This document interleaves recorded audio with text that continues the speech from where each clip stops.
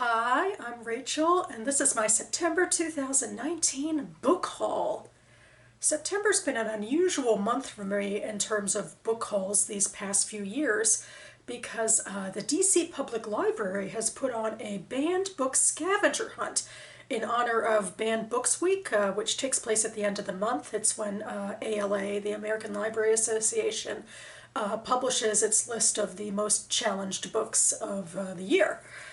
So the banned book hunt is a way to celebrate freedom of reading and that sort of thing, and it's always on a certain theme.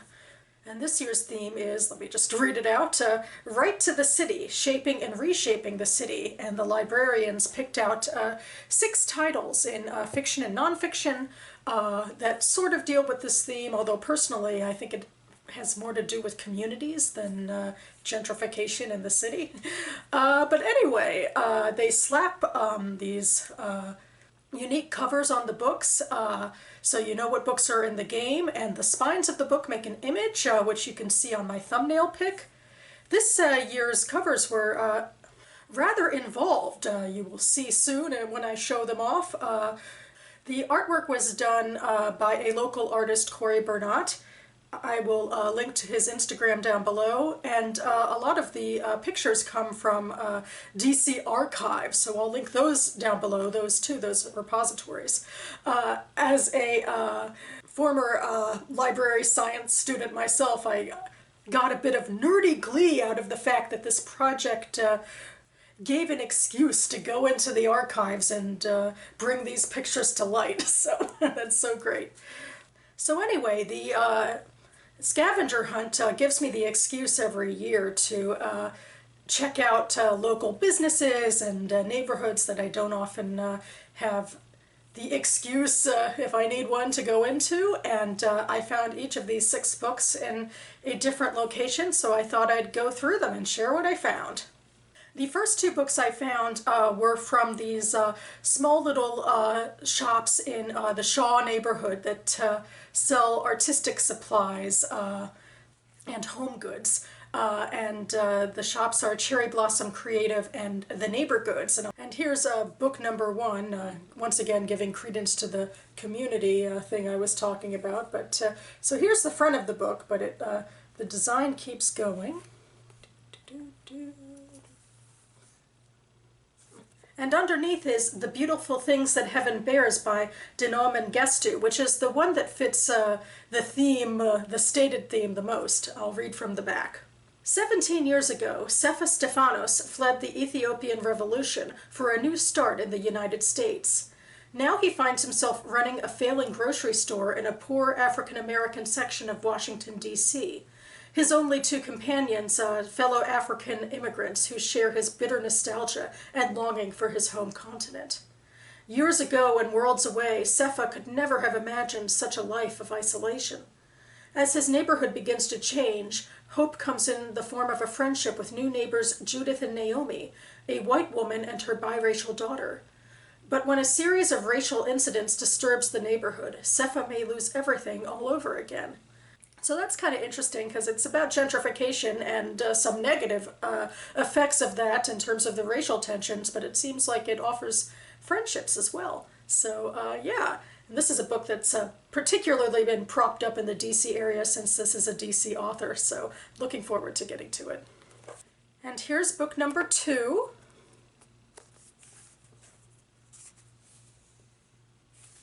This is Esperanza Rising by Pam Munoz Ryan. We're getting into historic YA, I believe. Here we are in the back. Esperanza believed her life would be wonderful forever. She would always live on her family's ranch in Mexico. She would always have fancy dresses and a beautiful home filled with servants. Papa and Abuelita would always be with her. But a sudden tragedy shatters her world and forces Esperanza and Mama to flee to California, where they set up in a camp for Mexican farm workers. Esperanza isn't ready for the hard labor, financial struggles brought on by the Great Depression, and the lack of acceptance she now faces. When Mama gets sick and a strike for better working conditions threatens to uproot their new life, Esperanza must find a way to rise above her difficult circumstances, because Mama's life and her own depend on it. So yeah, I feel like some of these themes can be constant, even though this setting is 100 years ago. But in terms of immigration and workers' rights, they probably still have important things to say, especially to the kids. These next two books come from two branches of our biggest indie bookstore, Politics and Prose. So here's the third book that I overall found.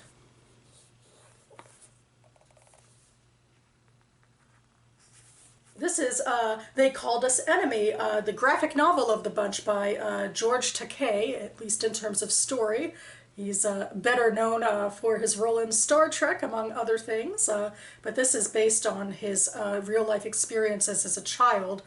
To read from the flap, George Takei has captured hearts and minds worldwide with his captivating stage presence and outspoken commitment to equal rights. But long before he braved new frontiers in Star Trek, he woke up as a 4-year-old boy to find his own birth country at war with his father's, and their entire family forced from their home and into an uncertain future. In 1942, at the order of President Franklin D. Roosevelt, every person of Japanese descent on the West Coast was rounded up and shipped to one of 10 relocation centers, hundreds of thousands of miles from home, where they would be held for years under armed guard.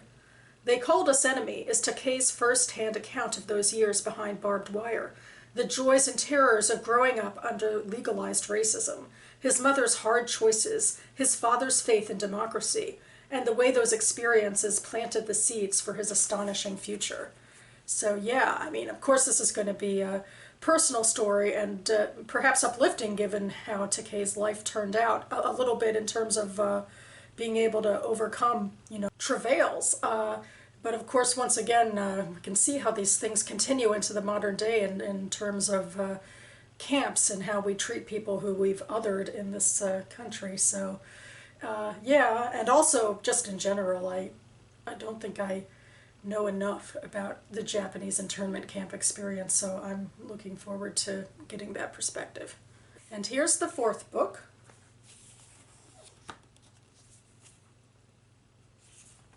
This is the non-fiction one of the bunch, and man, it is epic. This is The Warmth of Other Suns, the epic story of America's Great Migration by Isabel Wilkerson, and so here's what it's about. In this epic, beautifully written masterwork, Pulitzer Prize-winning author Isabel Wilkerson chronicles one of the great untold stories of American history, the decades-long migration of black citizens who fled the South for northern and western cities in search of a better life. From 1915 to 1970, this exodus of almost 6 million people changed the face of America. She interviewed more than 1,000 individuals and gained access to new data and official records to write this definitive and vividly dramatic account of how these American journeys unfolded, altering our cities, our country, and ourselves. Wow. Actually, I knew that she chronicled, specifically 3 individuals in this, but it seems like it's much bigger what she put into this. So this, I think, is going to be really kind of challenging reading in terms of how much is packed into this, but I'm looking forward to tackling it as a nonfiction offering. And now for the final 2 books. I found this one at the Cleveland Park Library branch. I'm always glad when I can find at least one at a library branch. This is the baby of the bunch, middle grade I think, it's certainly the smallest. It's called Seed Folks by Paul Fleischman. And it's about this. A vacant lot, rat-infested and filled with garbage, looked like no place for a garden, especially to a neighborhood of strangers where no one seems to care. Until one day a young girl clears a small space and digs into the hard-packed soil to plant her precious bean seeds. Suddenly the soil holds promise. To Curtis, who believes he can win back Letitia's heart with a harvest of tomatoes. To Virgil's dad, who sees a fortune to be made from growing lettuce. And even to Maricela, 16 and pregnant, wishing she were dead. 13 very different voices, old, young, Haitian, Hispanic, tough, haunted, and hopeful, tell one amazing story about a garden that transforms a neighborhood. So yeah, perhaps in contrast to the last book, I don't think this is going to go very in-depth into anything, but certainly for kids it might be a nice opening into people of different strokes getting together for something. So yeah.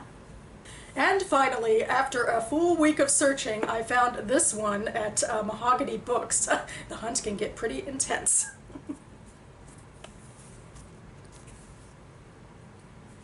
And this is the only book that I've read before. I'm going on that technicality. I actually listened to it on audio. This is the 5th season by N.K. Jemisin. I really loved this book. I'll link to the review down below. I would debate rereading it. I suppose I should, because it's such an epic, sprawling fantasy, and at the very least I need to consult the appendices in the back. So there isn't necessarily much of a great description of this book on the paperback, and it's kind of complicated to explain, but it takes place in a geography, in a land that is ravaged by the weather, by the seasons, particularly what's called a 5th season that completely, it's geological events that can destroy, what Scrabble civilizations humans are able to put together. And out of this need to get into a fantastical element are these origines, who are people who are born with these powers to circumvent the weather, basically, and can pretty drastically save or not save, or even destroy human civilization.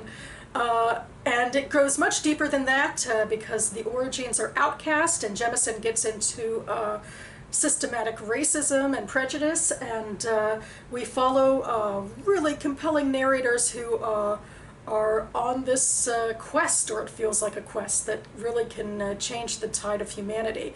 To me, this felt like a Homeric epic, which added to the feeling that I think it actually does really well on audio, because I felt like I was around a campfire, and this world-defining story of heroes and monsters was being told out to me. That being said, I'm glad to have a physical copy, at least for reference's sake, and of course to finish out my Butterfly and Uncensored DC Scavenger Hunt. So that about covers it for me. I will link to the Goodreads pages for all of these books and all of the organizations that I mentioned down below. I know a bunch of people who watch my videos are not necessarily from the DC area. I'm hoping I can see this sort of scavenger hunt idea expand, at least in the US. I'm not sure how library systems work abroad, but in the US, hopefully, especially in large cities, this could be a great idea for a library if you want to bring it up to your local administration. Because it gets people into the libraries and interested in them. It also builds up, relationships between the library and local businesses. It's a lot of fun. They did a whole panel about it at the last ALA meeting too. So hopefully it's gaining some traction. It's something I hope certainly will continue in the DC area for years to come. So yeah, boo to censorship. Yay to the freedom of ideas. Thank you so much for watching, everyone, and I will see you next time.